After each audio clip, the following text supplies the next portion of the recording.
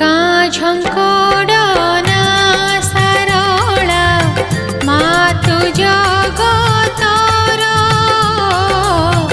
गाँ झंकड़ना सारला मातु जगतर भक्ति भरे तो चरण रे करुछि नमस्कार जननी करुछि नमस्कार।